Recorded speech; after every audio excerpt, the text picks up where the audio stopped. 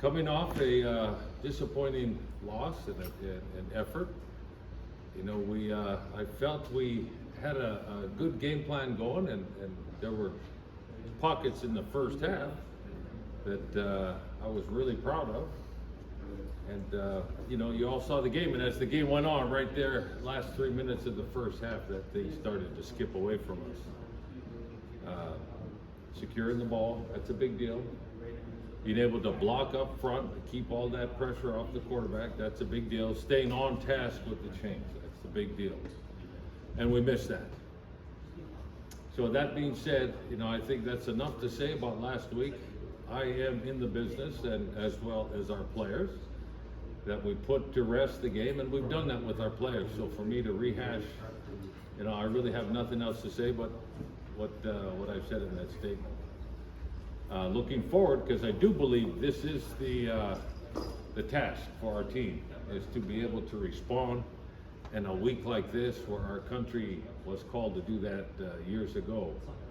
So there's a common theme, and we look forward to having the opportunity come Saturday afternoon to get on the field and respond to show who we are. So that being said, I'll take any questions. How do you feel the team has responded so far just on the practice field? We make goals every day, every player in every position group. And I can't speak for the other position coaches, but for my group, there was a deliberate attempt and step in the right direction with that daily goal. So I do believe if the daily goals are met on Saturday, I do believe the response will unfold. Armstrong started slow last year, and he'd obviously played with you before, but now Grayson's starting a little bit slow. Do you see any parallels there, or is there anything you could take away from, you know, Armstrong coming in last year and how that development applies now to Grayson? Well, you know, a quarterback really is the last line of defense.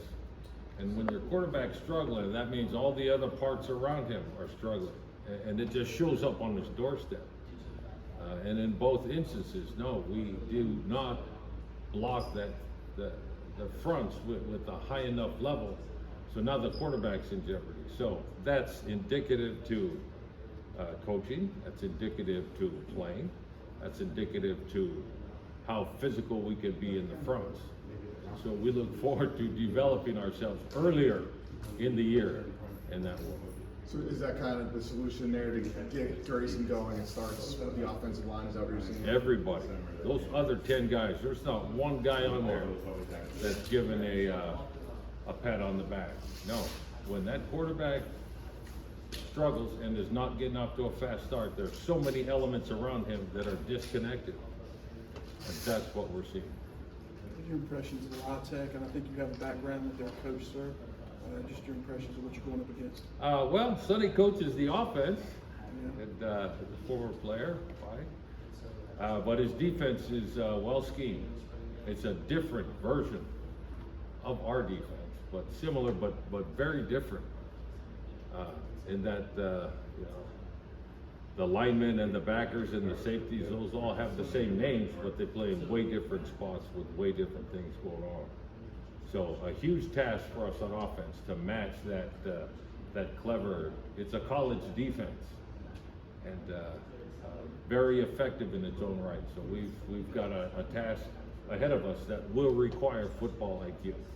In your opinion, what needs to happen in order to get the run game more on track?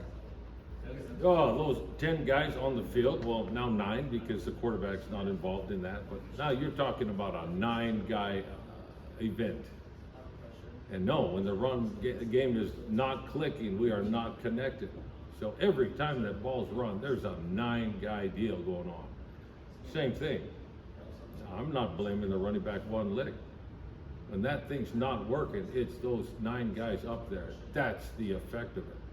So when that thing's going great, oh, you're going to see great play from our running back. So that's our response.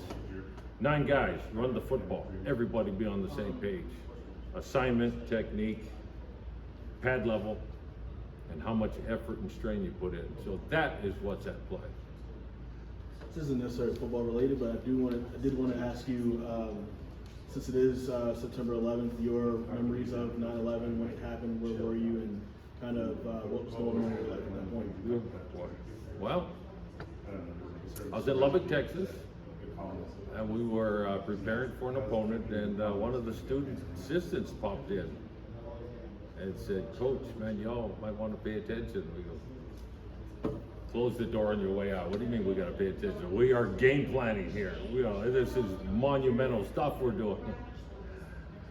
About 5 minutes later, another kid who didn't know what the first kid did came popping in. He goes, "Hey, coaches, I think y'all better take a look at what's going on." So at that point, we all stood up, shut it down, and turned on the news. And right when we turned the thing on, it showed the second plane hitting the building. And at that point, we went, "Oh, dang, no, this is not just some random pilot lost his way and hit the first one. Oh, no, it was a direct, it looked very much deliberate." So at that point, no, we quit game planning, and now we're reaching out to our families.